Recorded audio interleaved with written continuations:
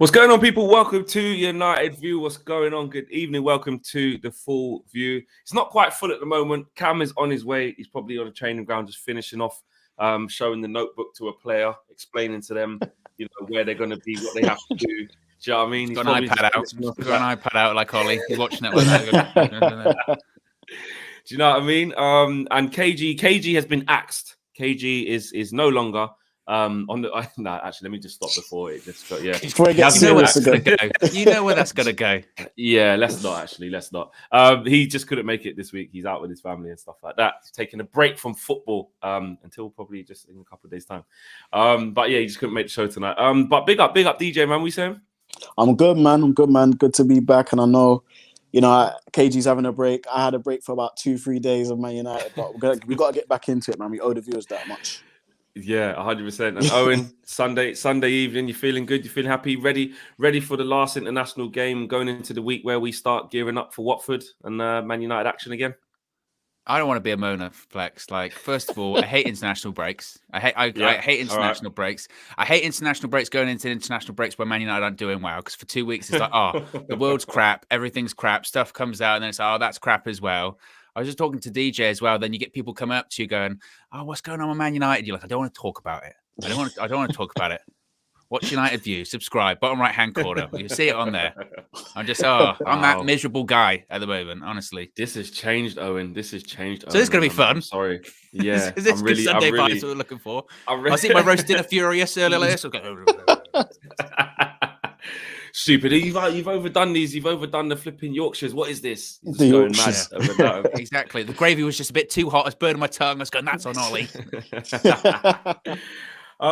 Yeah, it is kind of it's a downer, isn't it? But then the football will return and we will be straight back into the thick of things. It's been nice having some little bit of a slow pace kind of thing before it all goes again. Tonight, Rodgers, over Zidane, and that's there's a report today from Alex Crook and some other reports as well, basically saying that Brendan Rodgers is the more likely candidate over Zinedine Zidane. And Fabrizio Romano also came out today and said there's absolutely nothing in the Zinedine Zidane thing. Man United have made no contact. He doesn't want a team basically that's in England. Initial thoughts on that, DJ, because it's not like a new thing of like, oh, maybe it could be Zidane or Rodgers. This isn't really, is Rodgers the good guy for the job? This is more like it's almost certainly over Zidane, which we kind of already knew, but that's pretty much what the talking point today was.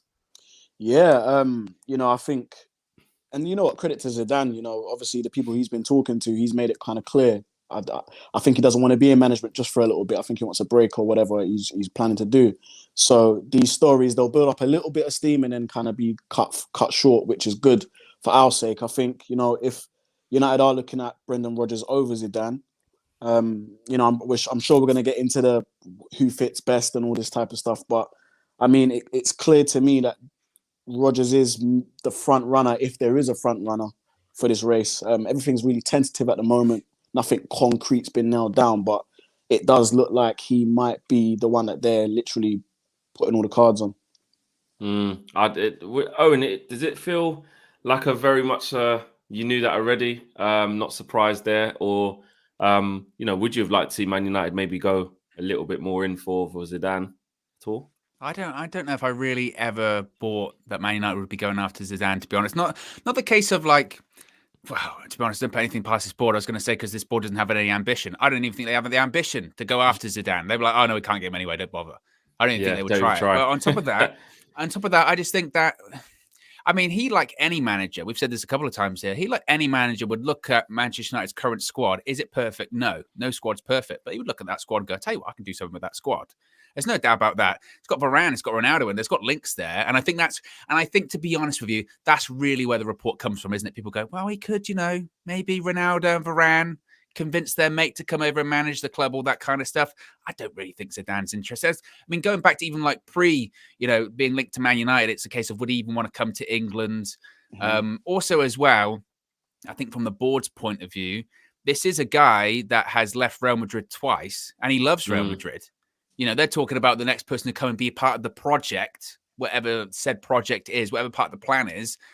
Again, we talk about the board didn't want Conte because Conte would actually fight back, push back, and call the board out for what they don't do for the club. You think Zidane's going to stick around for 5 minutes when he realizes what dumpster fire he's walking into? Of course not. You'd be like, no, I'm not having any of that. So the Zidane stuff, to be honest, I'm sure I really ever bought it. The Rodgers thing, like I said before, there obviously is something. There is at least at minimum a germ of truth there, isn't there? There is something there. Yeah. Whether or not it's as far as what people are saying, I hate that report. When people go, he's house hunting. Oh, you hear it all the time, don't you? So-and-so's going to leave Manchester United because he put his house up for sale. Oh, come on. Well, you're suddenly like a real estate agent now. He's house hunting in Cheshire. So he must be coming to Manchester United. Oh, come on. But there is obviously something there when it comes to he's been the bookie's favourite for a while. You hear these things coming out going, well, United do like him. And they do have, he has supporters on the board. Again, whatever that means. But ultimately as well, it's odd almost having the discussion, isn't it? Because we still do have a manager. Yeah. A manager who's not going anywhere right now as well. Exactly. And he does feel a bit like a lame duck in the sense that, Ole Gunnar Solskjaer in the foreseeable future is probably going to lose his job. No one really knows when. Whether that's the foreseeable future is the end of the season, whether it's after the Watford game, whether it's after when we play Chelsea, whether it's after we play Villarreal or whatever. But everyone kind of knows it. And we're almost having this discussion about, well, who's the next manager going to be then? It's like, well, do we even trust the board to pull the trigger on getting rid of Ole in the first place? No, because they would have done it by now if they have ambition. So it's bizarre. 100%. It's just a bizarre kind of reality we're in at the moment. Re18 says, Flex, do you think United will get Rodgers in charge before the Watford game? Absolutely not. I've been saying that for a very, very long time. I think, and that's not me having inside information or anything. That's just me saying, I think, and everyone else kind of understanding the situation apart from KG, who did say that the reason why Ole's gone on holiday is because he's going to come back and not have a job. We are fast approaching the Watford game. We're kind of at the halfway point in the international break. Are we going to change the manager in the next few days? Of course not. Like we're not. No, it's not happening. And that's what's weird about this, DJ, isn't it? Because it's like, I think as a fan, because that's what we are, we know what's happening in terms of there's not going to be a managerial change. But in the press and in the kind of rumor mill, you're getting kind of regurgitated stuff that's basically ruling out Zidane, which we already know. Saying Zidane's not going to come to England, which we already know.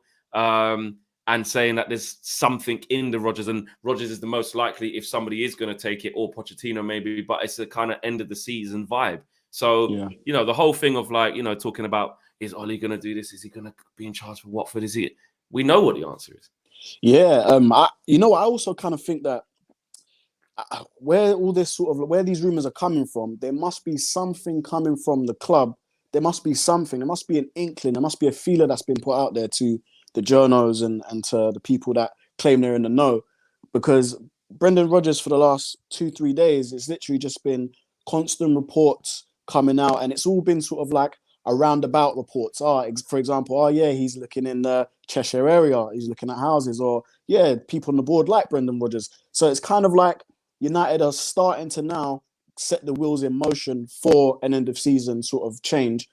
However, I do think what they might do, and this is me, big conspiracy theorist, they may sort of negotiate with him behind the scenes, all cloak and dagger, and get something done to the point of where if the results really, really do not improve, if we take another heavy defeat like we have done, then maybe he can come straight in. And that's me just being a conspiracy theorist. But I do think Watford game, Ole's in charge. And it must be, and I always try and sympathise with managers and players.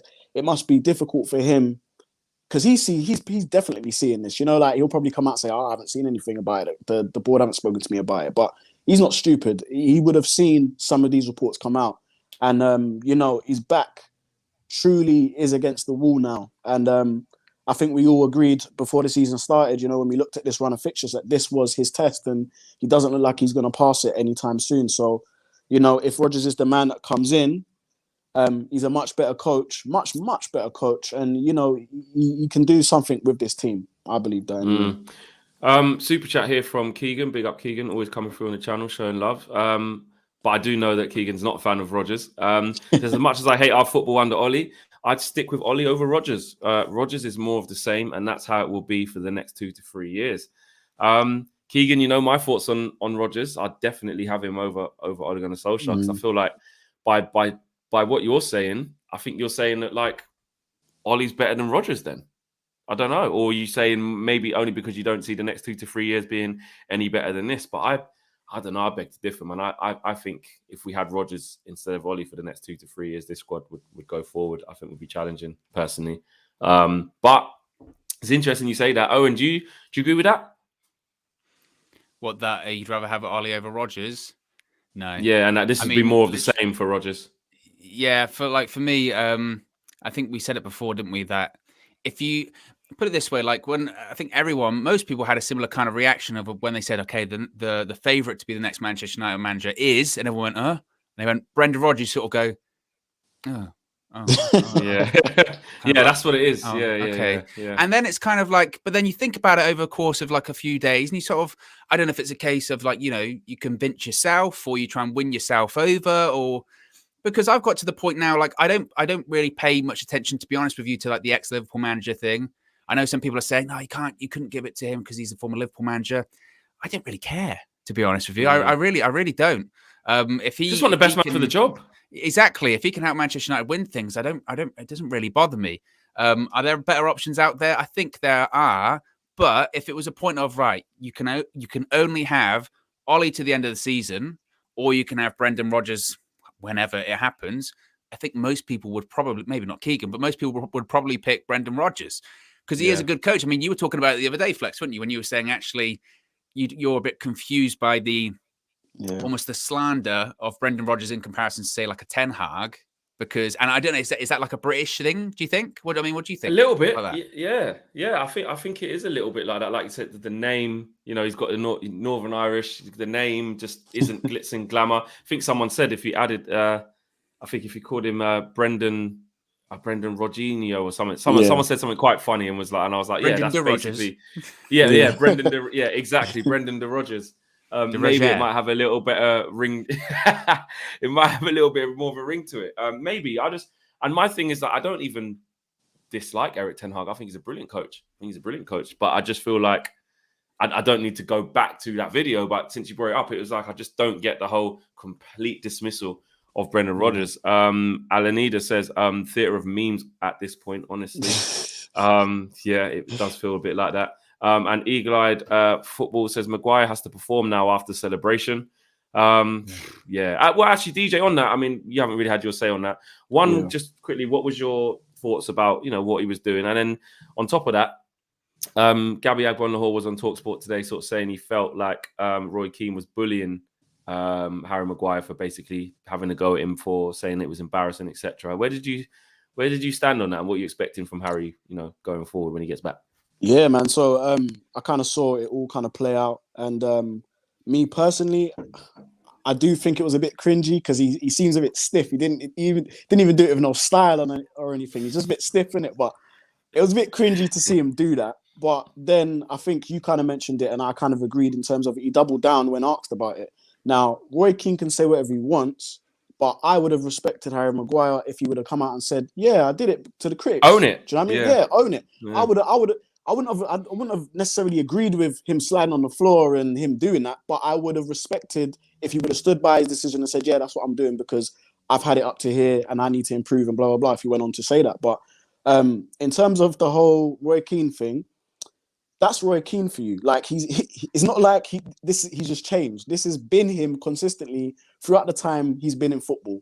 He says harsh facts, harsh truths. Sometimes it can come across a bit heavy-handed because today's footballers are a little bit more, I would say, a bit more sensitive, and the media is a little bit more sensitive nowadays. But yeah, so right, like you said, it's embarrassing because you performed abysmal the last how many weeks?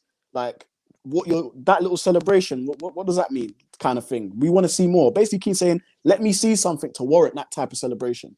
Not a little goal against Albania, and that's not to discredit or dismiss Albania, but it's Albania. Do you know what I mean? So yeah, I kind of saw where Keane got it from. But then on the flip side, here's me playing a bit of devil's advocate.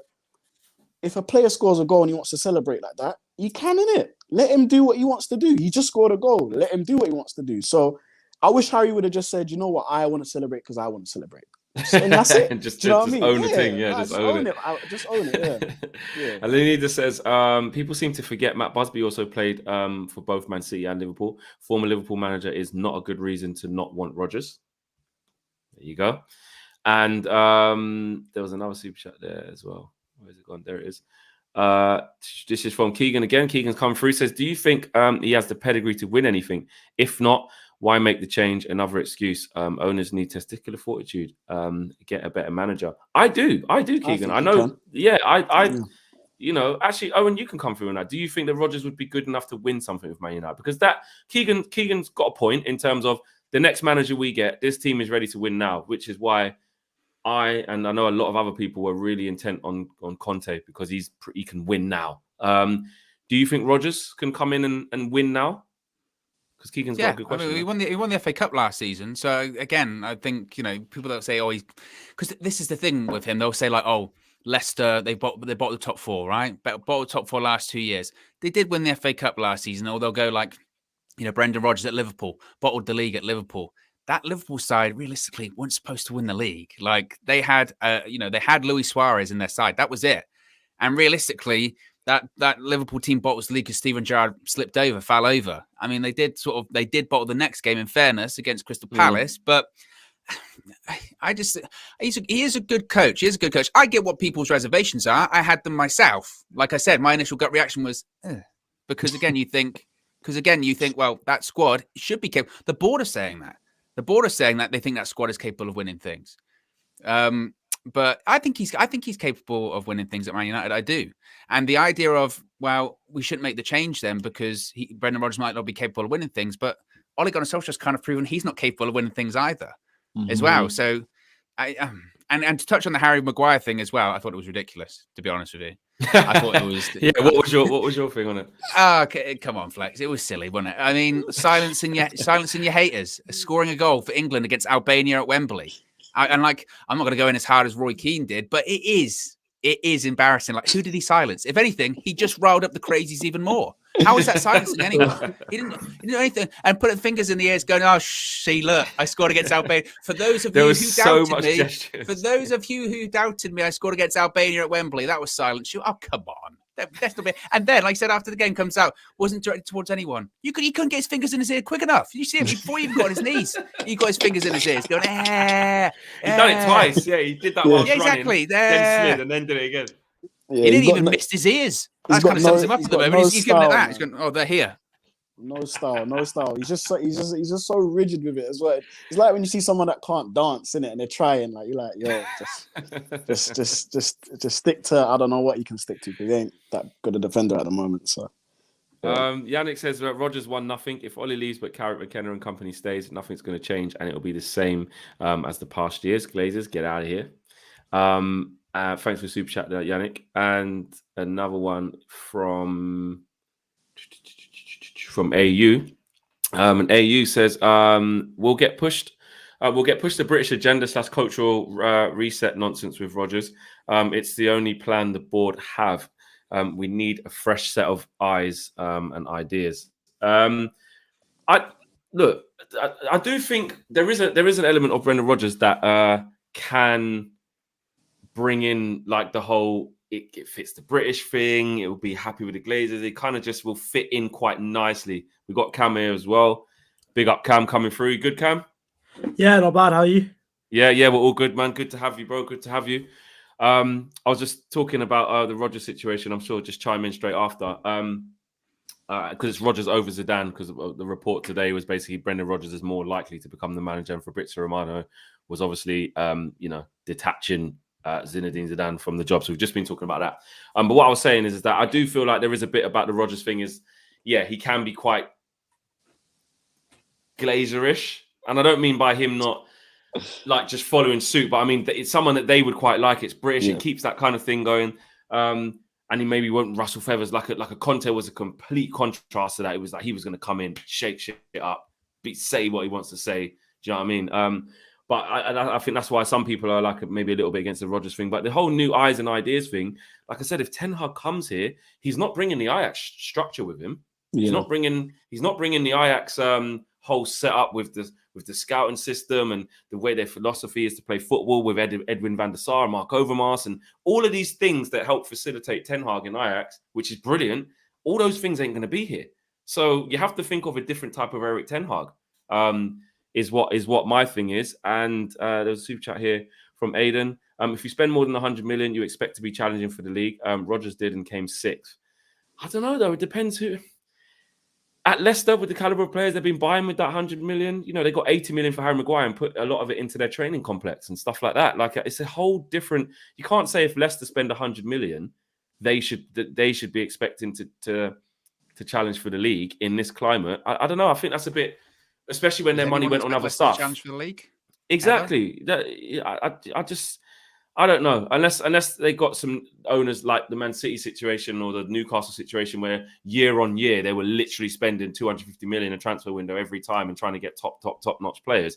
They're getting guys like, and no disrespect, because I really like this player, and this is why I'm bigging up Rodgers. People like Wesley Fofana, Timothy Castagna, pushing Harvey Barnes through the youth. Who else have they got and done a really good job with? You'd have to say they've now got Samari, they've now got Patson Daka. They've when Maddison has to look at himself right now, but they did a really good job with even propelling him even into that stratosphere of, oh, look at Maddison, he's a this, he's a that. He's fell off the ball now, but he got put into there because Rodgers done a great job with him. James Justin, Luton boy, local, done really, really well. Big injury, really sad to see that, but done fantastic with him. Bought him from Luton. What do you mean? So at the end of the day, are they supposed to be winning the league with these players? So I'm not sure. Malcolm says, keep up the good work, Flex. Definitely will do here on the channel, Malcolm. Thanks for that. Appreciate that. And Super Chat 4 Cam comes in. Pablo says, Ollie has SME mentality. Brendan Rodgers would bring a bit more of a corporate layer to our misfit board. Brendan Rodgers has worked within a good structure, so understand what works. Only worry is he a more tactical version of a yes man, Ollie. Okay, so there's a lot. There's a lot of. You make some good points there. And that's what I mean. There are pros and cons. There are pros and cons, to be fair. Cam, where have you sat on this? Actually, we haven't spoke to you just about Brendan Rodgers in general. I mean, as a coach yourself, and that's what you're into and stuff. That's what you do. Would that make sense for you? I know you did talk about Poch the last time we spoke, but how do you feel about Rodgers being linked and Zidane being not linked anymore? I mean, on that debate, this is where I stand. Zidane every day of the week, every single day. Really? But, no, I think that Rodgers is a lot better than Ollie. That's pretty clear. And obviously, the thing is, it's getting to a point where you ask who else in the world, out of any manager available, or even not available, any manager, who can beat Klopp, Guardiola, and Tuchel. And I don't think there is anyone that you can be like, yeah, they're definitely going to beat them. So I think out of the next lot down, you've got to improve on Ole. Whether it's Pochettino, whether it's Rodgers, Zidane, whatever you do, any of them are an improvement on Ole. And all that means really is that if any of the other top three have a bad season, then there's a chance United could win the league if we're there or thereabouts. But there's always questions with Rodgers. Like, it seems every single season on his teams, they seem to drop off at the same point of every single season towards the end. And it's just the same patterns happening season in, season out. So you start asking questions like, is it just the way he runs his training sessions? Is it that he puts too much load into them too early and they fizzle out? A bit like what happened with United after lockdown. We were so good for about maybe the first 4 or 5 weeks and then fizzled out massively. So it's a bit, you're asking the same, if you see the same mistakes happening over and over again, then that's when you've got to start asking questions. It's like Harry Maguire still starting, making the same mistakes every week. And that's when you ask the questions. Mistakes don't matter as long as, well, they don't matter as much as long as you don't repeat them. But I just see him repeating too many mistakes. But look, he's in a big improvement on Ole. He'll probably try and bring maybe Tielemans with him. He'll probably use Van der Beek a bit more. So there's a bit to get excited about, but it's just hard getting excited about United. But 100%, I agree with you there. But when you're saying about there's a few question marks there because, like you said, the last couple of seasons they were in great positions to get Champions League and didn't do it. But he still managed to get success within that. Obviously, getting the FA Cup, then Community Shield. I know Community Shield, you can say it's not really a trophy, but he's managed to break a mold at Leicester that supersedes. Yeah, well, yeah, exactly. Josie's giving it that. Yeah, because he still managed to get success whilst doing that. Okay, when he's got them into Europe in Europa League, his record hasn't been great with them. Has he not shown enough though? Because that's my thing. My thing is that okay, he may have fell short with that, but then there were some United fans that were laughing at him saying, yeah, you know, we finished above them when we were like all these points off. And I'm like, we're Man United though. Like, in what when are we starting to get comfortable with the fact that yeah, we even beat them to that? Like, this is a team that had Marcus Rashford, Paul Pogba, Martial, Bruno, the list goes on. You know, 50 million Wan-Bissaka, 80 million on Maguire that we took from them. This is a team that has all these players in it. Why the hell should we not be finishing above Leicester? So I think that's an unfair stick to beat him with in saying because Man United are supposed to be better than Leicester. No, that's fair enough, but it's just more that you see whatever teams had, even that Liverpool team as well. They do drop off towards the end, and you're just asking if it's happening every single season, the same pattern with all of his teams, and he's not learned from it yet. Then the same thing's surely going to happen at United. We may well be first or second in that title race until March, and drop off and never win a title under him.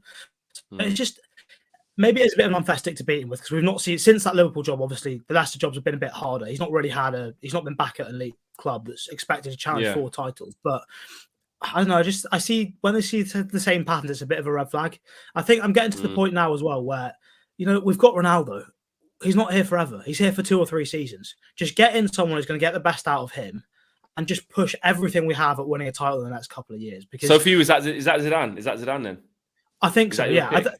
Is Zidane the best tactical mind? No, but I think he would know as well that he would have a 2 or 3 year go at it, and if it didn't work, he'd walk at the end of it. He's not going to sit around and no, he's definitely not going to walk or sit around.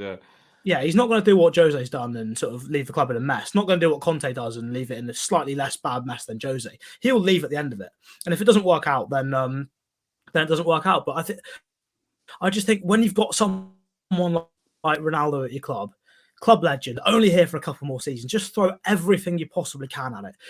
If you get Zidane in, if you got Conte in before he's gone to Spurs, if they want Declan Rice and that's the one player they want, just get him that and just throw everything you can at the title. Because this is the difference realistically between us having a chance to win it now after sort of 5, 6, 7 years of rebuilding, or having to go through another rebuild phase, but we're rebuilding not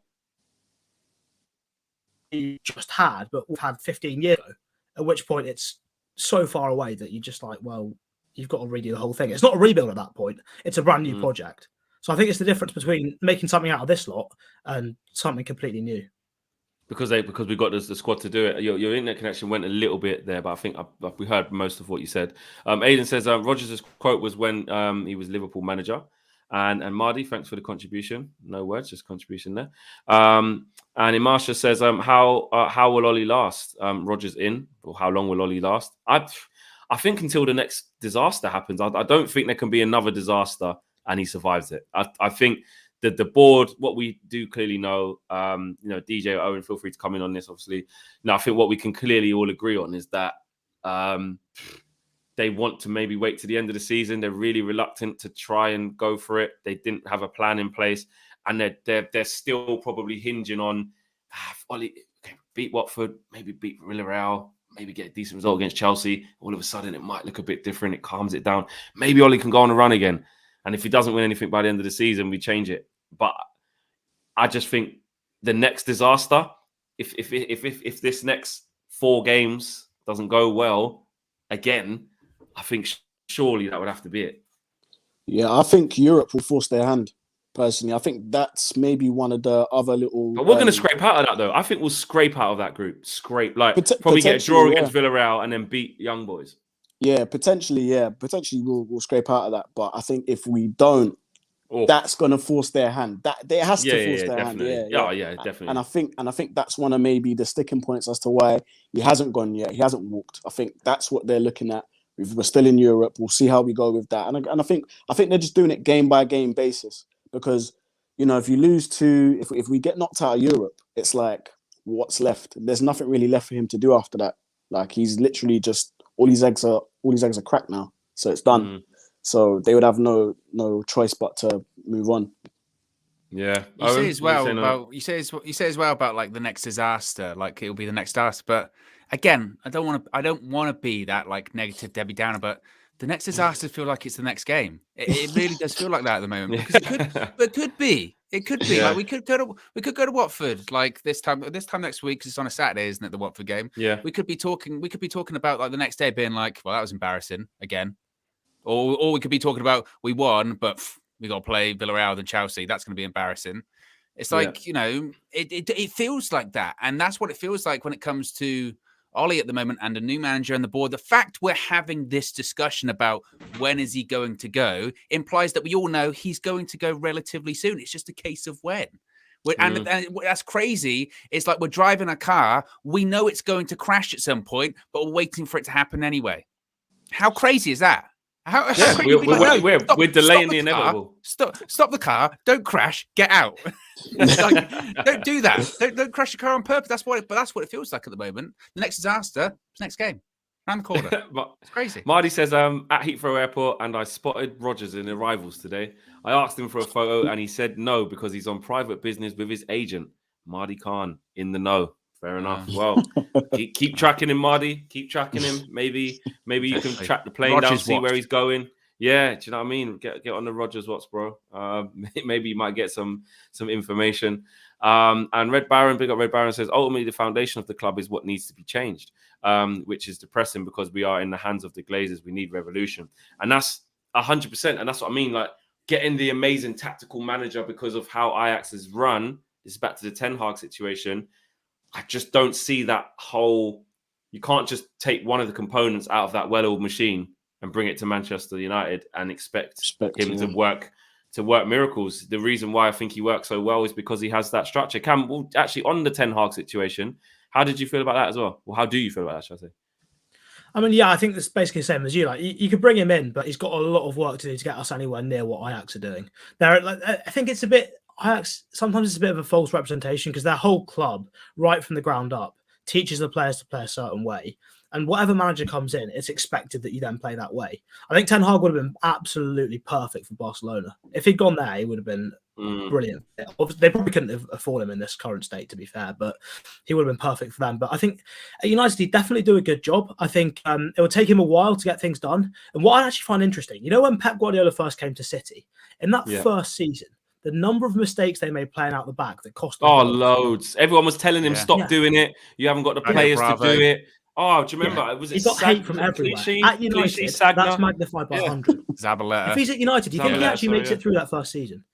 Genuinely. Yeah. Do you think he makes it through that first season for us? They were playing really bad because it was like it almost looked like he came with an arrogance, which fair play to him, of this is how I play football. And that's why what Michael Owen said was so refreshing, surprisingly, because he actually said, no, when it goes wrong with Klopp and they're playing high counter-attacking football and they get countered or whatever, does he just change all the players and change the shape? No, he says we find a way, find a solution, and we keep going at it because that's how I want my team to play. I don't just abort the mission and now we're playing a 5 at the back and now some of our youngest prospects looking to grow can't kick a ball. They've got no room to maneuver because it's a firefighting exercise. You still stick with it, even if you got beat, even if but it got so bad that and I was saying it got so bad that actually Ollie does need to go to a 5 and just stop conceding goals. You can't do it, mate. You can't do the tactical. Just stop conceding first. Play 5 at the back. Put McTominay, Fred and Bruno, or McTominay, Fred and someone else, or whatever three you want to put in front of that. Just do it. And stop us conceding goals and give us a chance to actually impact some of the games, which in the 5 that we've played, and I don't mean 5 games, I mean when we've played the 5, it hasn't really been that. We all said that the Spurs game was a bit of a void, and it just wasn't really that, was it, Cam? Well, if you want to stick to an idea, you've got to have an idea in the first place, and there's none there. There's nothing. It's like, how are we trying to play? Still, same question we've been asking for 2 years. How are we trying to play? No one knows. But I think back on the thing with the board and the Glazers and how everything's run, I think most of the other clubs in the Premier League seem to have figured out if you're going to sack a manager, the best time to do it, to give you the best results by the end of the season, is this international break in November. I think Chelsea did it last year with Lampard. That's when they brought in Tuchel. Obviously, Norwich got rid of theirs after their first win, but it was obvious that they'd been planning it for this international break for a while. And I think Villa. Who else has sacked their managers recently? I mean, Spurs have done the same thing. Yeah, Villa, Spurs. I think every other club has sort of cottoned on to the idea that if you're going to do it, this is the time to do it. But for some reason, United again?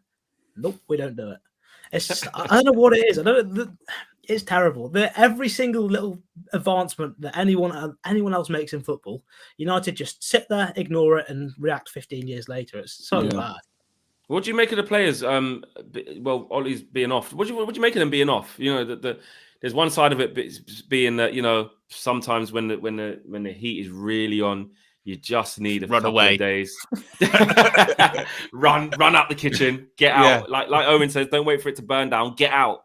Get out. Yeah. But you know, there is exactly. There is that thing of, you know, maybe just take a couple of days away. You know, you see it maybe in boxing or even in life. It's like, you know, it's really tough right now. And spend some time with the family, get your head back in the game, and come back ready to work really hard. Or what the hell are we doing? We've got players who haven't gone to international duty. This is the time where there isn't a fixture after fixture after fixture, press conference, results, all of this stuff, working on the next match tactics. This is the time to get your calm in the workplace and work on things and try and solve it. How did you see that? And apparently, you know, Mason and Marcus have been, you know, training with under 23s because they opted to actually come in. That's bad. It's bad that those players are having to train with the 18s or 23s. Surely, if they're coming in, a couple of first team coaches can just go and do a session with them or something. But and that's reported. It's not definite, but that's something I read yesterday. Yeah, and I've seen the same thing, so I think it probably is true. It's not the sort of thing anyone's going to make up either, is it? Yeah, just a random, probably, you know, Mason and Marcus were at Carrington today training with under 23s because they wanted to, you know. I mean, to be fair, it doesn't really. I don't think it honestly makes a difference because the players that haven't gone on international duty are the ones that aren't getting picked for their country because Ollie's not playing them anyway. So it doesn't really make a difference. Like Van der Beek, he can train all he wants. He knows as soon as anyone else comes back, he's not playing. So it doesn't really matter at that point. So I think a few days off is probably a good thing for Ollie. Hopefully he can reflect and just have a little time to just work out what's going on. Maybe try and see if he can put his finger on the pulse a little bit, but maybe he even just realizes from a few days back home that, you know what, this job's too big for me. I've done as much as I possibly can, and I can't do it anymore. But the players, I mean, they seem to be getting worse when they are training. So if they're not training, maybe just don't train. I said something similar the other day. I said, like, when we go, because it does look bad. The optics of like Ollie going away on holiday looks bad, and the players getting a week off looks bad. But in reality, what would a week of training really do? Because they've done it before over international break, haven't they? When they go, we spent the whole international break trying to figure out what was wrong. And guess what? Yeah, it was still wrong. It wasn't fixed. It wasn't fixed. So in reality, what would a week do? Nothing. It's almost like they know that the same thing every time. We saw it last year as well. Every time we had games every 3 days, when basically, so after a game, when the next one's 3 days later, the first day's recovery, you barely train. Second day, you do a little bit, but you can't go too heavy because you've got a game in 2 days. Third day, probably have a classroom session and maybe just a bit of shape stuff on the pitch. Every time we then had a week gap in between matches where we could actually train, we got a bad result. We drew or we lost. So it is genuinely looking like every time they get on the training pitch, they mess it up. Yeah. Baba Don says if Rodgers had a sexier name with his CV, fans would be infatuated. We spoke about that. If his name was a bit more exotic, then maybe, you know, a lot of fans would maybe be doing it. What Cam, actually quickly on the Maguire situation, what did you make of the, you know, the silencing the critics, you know, against Albania, and then him saying it wasn't to anyone, it's just, you know, I'm just proud to score from country, because just because we haven't heard Cam's view on it. No, that's I'm done with Harry Maguire as a player. I don't know, and I don't know how Ollie's keep still playing him after the mistakes he's made. But the thing is, he's making the same mistakes every single game. Before Liverpool, all the mistakes he made against Liverpool, basically him trying to play out of a press and losing the ball. But he's done the same thing twice or three times against Leicester the week before, and he's not learned. And like, even whatever the manager tells you, if you're constantly struggling to play out of a press, surely as a centre back, you can tell your keeper, just kick it long, man. It's not hard. And he's not done it. De Gea decided. De Gea was the one that decided. The whole stadium erupted against. Yeah, Stretford End was like, go on, boot it. Harry, like, what? I don't know what Maguire thinks he's doing when he's playing. He's not playing football. He lets the ball come to him, by which time someone's already taken it off him. He then stands around wondering why he's not able to get to the ball before strikers when he stood still. He's just, and then he go and do that for England. I don't understand it. Yeah, and I think I sort of get the England thing. Like, it's a bit of weight off his shoulders. It's a group he's probably, it's just being out of the hot seat of United. But if he can't handle the pressure, you can't be United captain, can you? Exactly. Yeah. That's what I was going to say. Like, if it just that implies, because I heard people say that to me. They went, well, obviously he just feels more relaxed, more comfortable with England. That you go, well, is that because he's not the captain, or is that because he's under less pressure? Manchester United, playing for Manchester United is pressure anyway. Being the Manchester United captain is immense pressure. And basically saying that you feel more comfortable playing for England, or people saying, oh, he looks like he's far more comfortable playing for England, implies he can't handle that pressure. And I don't think it's a stretch. I don't think it's a stretch to say maybe there are better options at Manchester United that should probably have the armband over Harry Maguire. But again, it's almost like an Ollie issue. He's put himself into that corner now. Well, Harry's my captain. Harry's my guy. Yeah, and it kind of so just quick. It epitomizes it. It epitomizes Ollie's sort of tenure, doesn't it? That Guys, you just had on there. Dan Yeah, James, do you remember that? He'd Yeah. just come in. He'd just come in and he was like, what, 19, 20 years old? Harry Maguire's United captain. Dry frenzy is true. This is like when Dan James crossed his arms for equaliser in Capitals versus Palace and Barca. I remember that, and I remember I think it was it Bruno or someone? They were just It was Bruno. Said, Mate, it was Bruno. Was it Bruno? Yeah. Innit? It was Yeah, Bruno. he was Yeah. like, bro, like get your ass. What are you back to doing? the Hurry fucking up, let's go. Like, do you know what I mean? That's but again, you look at it. Like, Dan James is young. That was quite early in the season, wasn't it? And early in his United career as well. So you think the occasion could have got to him, and Cam makes a good point. Harry Maguire is vastly experienced and, playing England, European championships, team of the year. Gareth Southgate even said, maybe Harry Maguire's a fan of Hulk Hogan. That's what he said. I mean, even that. Like honestly, Flex. Like I would encourage people, do your research. Hulk Hogan in 2021, you don't want to be associated with him. I'm telling you, there is a lot of baggage there. I wouldn't even go there. I'm telling you. Oh wow, terrible comment. Yeah. And Pablo says, not just Maguire though. Wan-Bissaka sure just as bad. Robson was Captain Marvel. Maguire Captain Liability. Well, I spoke about this with KG, and KG was saying, why is Fred getting all the blame? No, not Fred. Why is Pogba getting all the blame? He's not seeing the same energy from Maguire. And why is Wan-Bissaka getting the blame? And that's what I said to him. Look, there is a lot of people that are culpable right now. Luke Shaw looks really bad right now. Doesn't look like he knows what planet he's on at the moment. Calamitous. It's almost calamitous what's going on. Bumping into each other, losing markers. Same on the right-hand side. You look at what Foden done to Wan-Bissaka, just completely. Like, when you see... When Jamie Carragher breaks it down, or it doesn't even take them to do it, you can see it in any replay. But when they break it down and really talk about it, and it's like, but what was Bissaka even think? Like, how? I know I'm just going to run out and just leave. I'm just going to leave Foden here. Like, it just doesn't make any sense. It really doesn't. So yeah, there's a lot to be fixed. I would say a lot to be fixed, which ain't gonna be fixed very, very soon.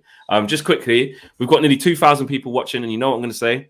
we've only got 300. We only got about 300 something likes. So by the end of the stream, we should be 2,000 people watching. We've got to get at least 1,000 people. Everyone's in here with their shoes off, Flex, man. Shoes are on, bro. They keep knocking the door. You know what I mean? asking for a drink, going straight to the fridge, and I'm saying, "Yo, big man, you still got your shoes on the carpet, bro." Do you know what I mean? Like, come on, let's do the order right. So if you could smash a like on the video, guys, that would be great. If you forgot, I know we've got a lot to talk about. But yeah, that would be good. I mean, look, since this is the last full view, obviously before our game, DJ, we'll start with you. Just looking forward to that Watford game. Yes, we'll have previews coming up, and it's still a little bit of a way off, and we'll react off the back of when Solskjaer gives his press conference. The Paul Pogba injury, even though he's still, which will be on Friday. But your generic thing of going forward into that game. What are you trying to see? Does he keep a back five going away to Watford? Does he go back to 4-2-3-1 personnel? So what are you saying? Well, he did mention something actually. He did say within the next game, and I don't know whether he was saying this in anticipation of him maybe getting sacked, or he thought, let me just say a feel good statement so they don't sack me. But I remember him saying that attacking wise, we're going to be going back to more the attacking routes. Now, I don't know what that means, but I have a mad guess. I do think he will start Van der Beek in the midfield, in part of the midfield three. And I do think maybe Lingard or even Sancho will start as well. So I think he'll make two changes attacking-wise with maybe Sancho coming in and Van der Beek. I think he'll start with those guys. And I think we'll go maybe 4-2-3-1. But I think he'll just give them a license to just get forward and try and go all out against Watford. Because if he doesn't, I mean... what we don't want to see is the same Same thing. Yeah. He's tried everything now. He's tried Pogba on the left. He's tried all of it. Like, and one thing he hasn't tried is starting maybe, you know, a Mason, Ronaldo, Sancho, Ronaldo, Rashford with a Van der Beek.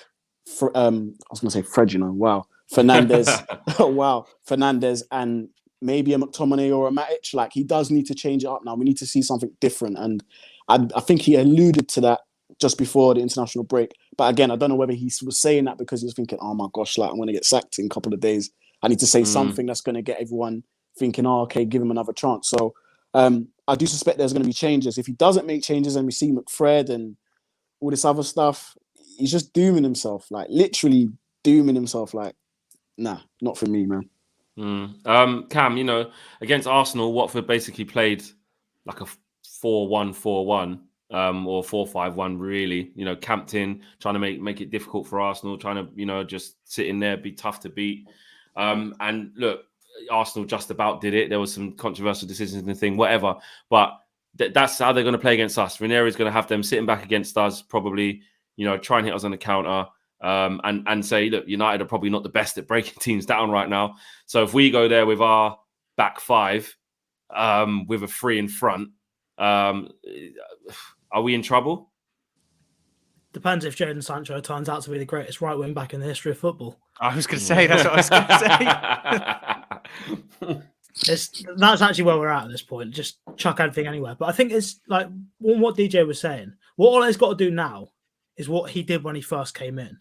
He's got to be the caretaker for himself. When he comes in for Mourinho, he's basically the reason everyone's playing so well is because it's not Mourinho. He's just said, don't ignore everything he said, take off the shackles, go and express yourself. But he's now got to say, ignore everything I've told you in the past 3 years. Don't do any of that. Go out there and express yourself. So he's his own caretaker now. That's his only hope of getting anything out of this team. So Cam said he's his own caretaker. I've never heard that analogy before, but it's so, the way you put it is so true. Like the Mourinho thing was just, don't listen to that guy. You play for Man United. Look at the badge. Go smile. Enjoy it. And obviously try to instill some tactics along the way. But the problem is, when you do that for 3 years, after 3 years, they go, enjoy yourself. You Man United. They go, and? And he goes, well, you Man United. And he goes, yeah, and? Well, look at the badge. And?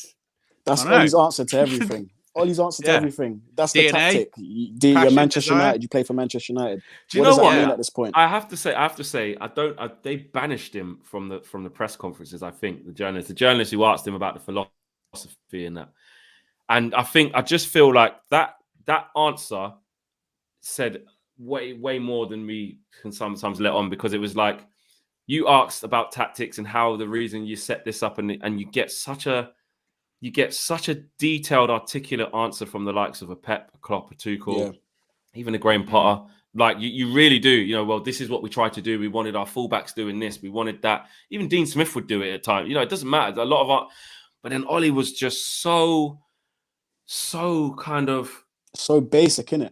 So and he was so reluctant to enter into that. It was, listen, he actually said as well, it was quote, you can talk about all of this. He may as well have been like Mike Bassett, England manager.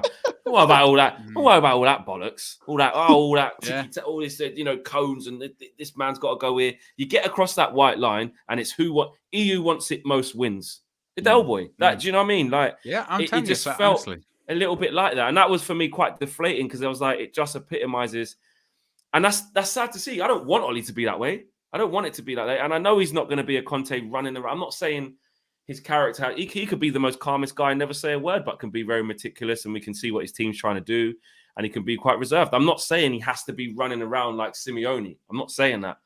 But when you're asked in that forum a really good question of, I can't remember the exact question, but to do with tactics and your immediate thing. It's about like what's your tactical philosophy? What's your style of play? And then he went on about, desire, fight for the shirt and all this kind of stuff. Like this is true story, right, Flex? True story. When I was playing football when I was younger, right? There was a coach for the county, and we were like 10 at the time. We weren't even that old, right?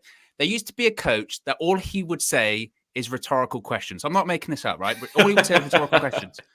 And at 10, we used to go, that guy's mental. He's not actually saying anything. He would just go, like, we'd be passing it around. He'd go, one more. And we go, what? And we go, can we? And we go, yeah, or we score, and he go, "Can we go again?" And it's like, what? After a while, you realise he's not saying anything. He's just asking questions that nobody's going to answer, and it became a joke. It became a joke, Flex. Honestly, it'd be like, one more goal. Can we not concede again? One more? And it was like, what? What's he on about? And that's what it kind of feels like with Ollie. You know, you watch Ollie. That's what he's saying. One more. Passion. Remember passion? Yeah. What are we playing? What tactics are we playing? Like Sancho, he's doing training at right wing back going, I don't know what's going on. He's just talking about passion and Desire United DNA. I don't have a clue. Like, that's madness. Mate. For Sancho to be training as a right wing back, that is shows you the state of where we're at. That is crazy. That is actually absolutely crazy. Having Jadon Sancho, you know, as a right wing back. Like, it's bad. It's bad. If that happens, Ollie, if you needed any more reasons for him to go, the United North Korea press conferences, Ollie has everything set up and bumbles everything.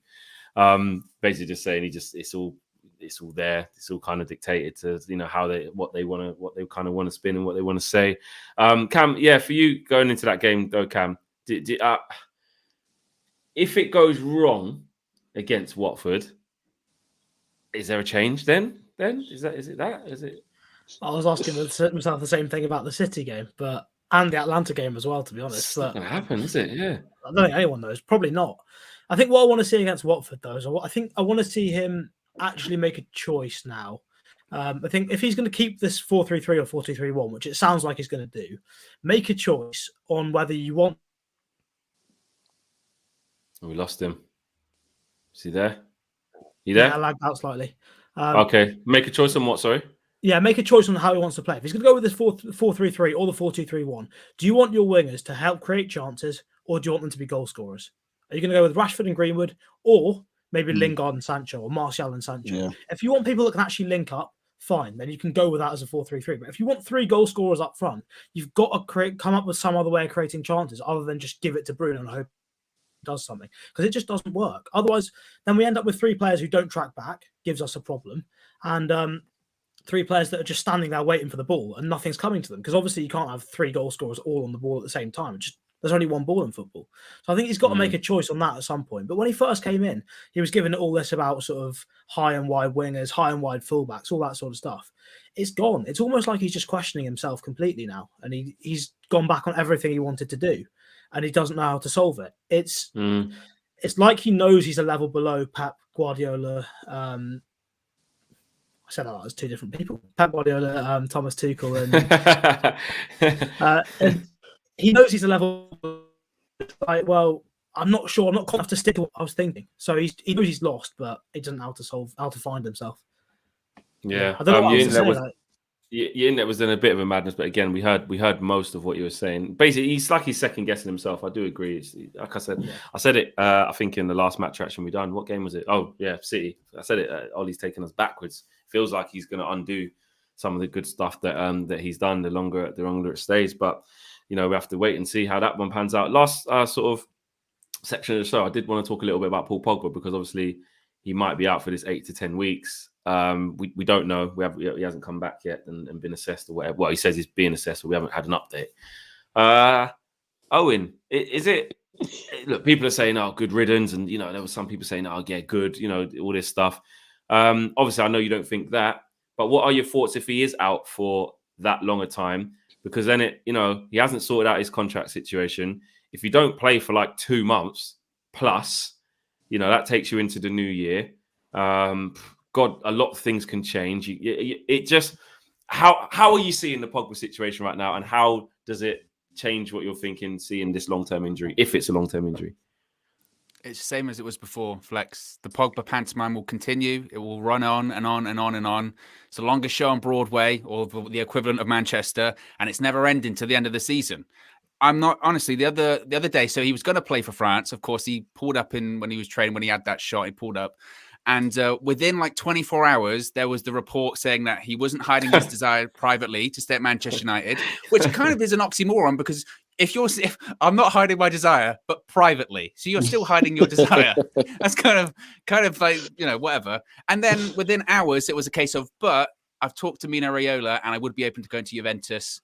And it's not about money, because I'm willing to take less money over going to PSG or Real Madrid. So every international break, whether Paul Pogba is playing or not, you get the story about him wanting to stay, Always, or he's actually open to leaving as well. The reports that were saying that, he'd be open to staying, but he wants to become the highest paid player in the Premier League. Don't think there's much stock in that, because you're basically saying I want more money than Cristiano Ronaldo, which is crazy. Even at Cristiano Ronaldo's age, it's crazy talk.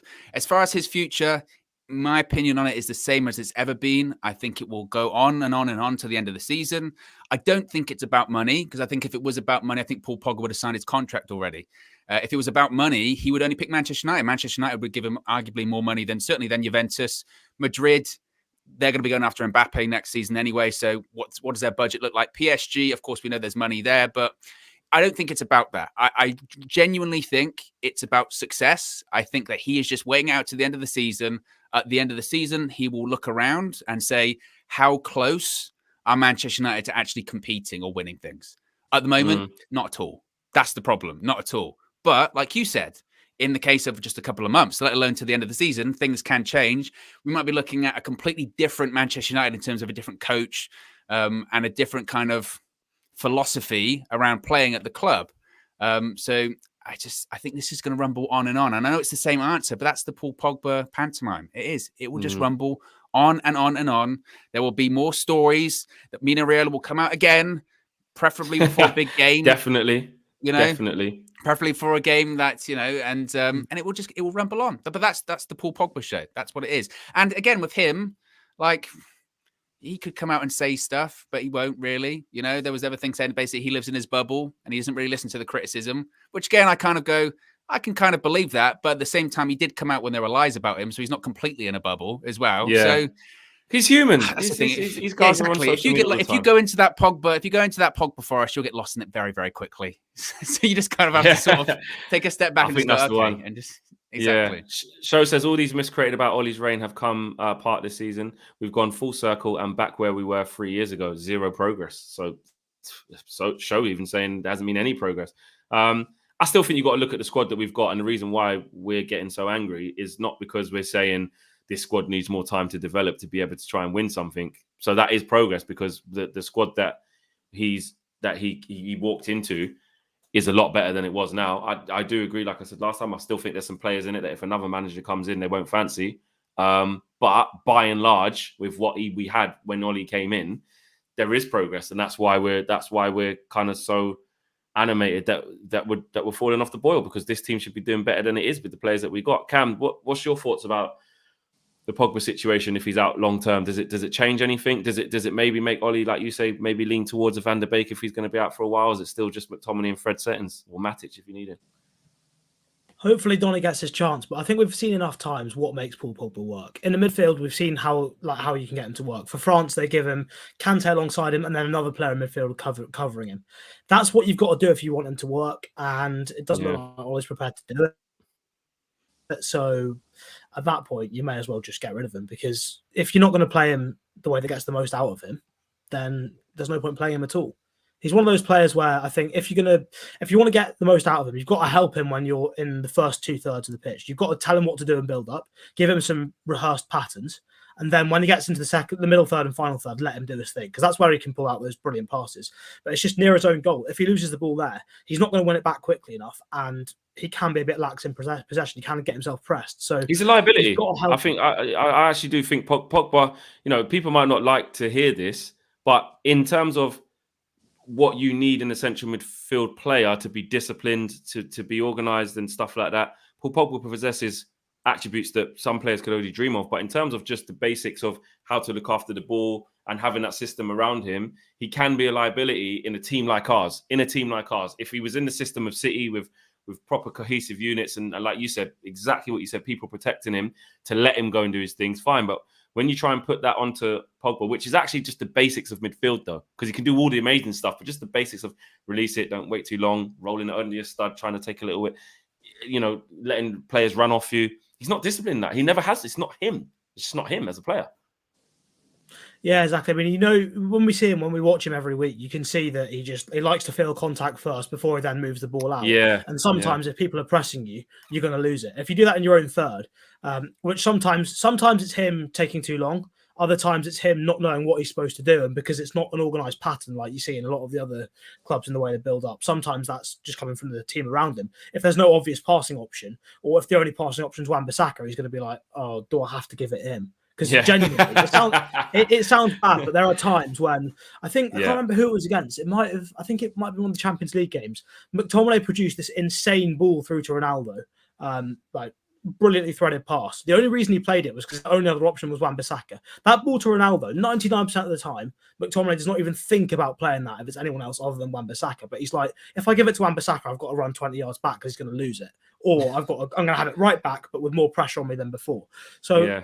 It's just one of those ways. If you give him the right patterns and put the right people around him, Pogba's brilliant. And but also, Pogba's playing with other liabilities as well. He's playing with other players who maybe don't do their jobs the right way as well. So altogether, it just crumbles. So if you had Pogba, and it's with Jordan Henderson and James Milner, like who was just organised, doing what they need to do, Pogba would probably shine. I know that's going to sound crazy, but it's true. Any two organised players. Absolutely, but I think the one thing you can say about Pogba is that it looks like, from everything that's coming out, I think the story that you can probably make out of it is that he wants to be successful at United. If you could choose any club to be successful at, it's United. It's just that he's losing belief that we're actually going to ever get there, and that's fair enough. Yeah. Which is why he should probably just call it a day. If he doesn't think that, he should just call it a day, because, like you said, it's best for both parties that he just leaves. And exactly. I don't blame him. This is his big. This is his big. His big move. This is the last big one. He's got to get it right. Do you know what I mean? He's got to get it right. Guys, thanks very much for watching. Big show. Thanks everyone for coming on board as well. I think it's just the international break rumbles on. We are nearly, one more game to go, and then we'll see where we end up when the players start coming back and the manager starts coming back. I think that's going to be interesting when Ollie gets back, and then you're going to get a lot more stuff coming out and stuff like that. We're going into a very crazy period towards Christmas as well. How nice is that? Going into towards the Christmas period, it's going to be hella hectic. I can just feel it. This is going to be absolutely incredible to see how this unfolds. More games, less training time. Say that again. More games, less time for the training. Exactly. Don't forget to smash the like on the video, guys. It would have been nice to get 1,000 likes while we were watching live. We didn't quite manage it. Even though there were 2,000 of you there. You guys just kind of forgot to do it. So on the way out, just hit a like on the video if you can, and have a good evening. I'll be back tomorrow with the overview. Darren Brent's going to be in the house as well. We're going to go over the up and coming Premier League games coming up, obviously including Man United, Watford a little bit, and talk about some of the new appointments being made. And then Flex and KG show on Tuesday. And then after that, the international break will be all nearly but over. And then it's the lead up to the games. So guys, big up yourselves. We are out of here. Peace.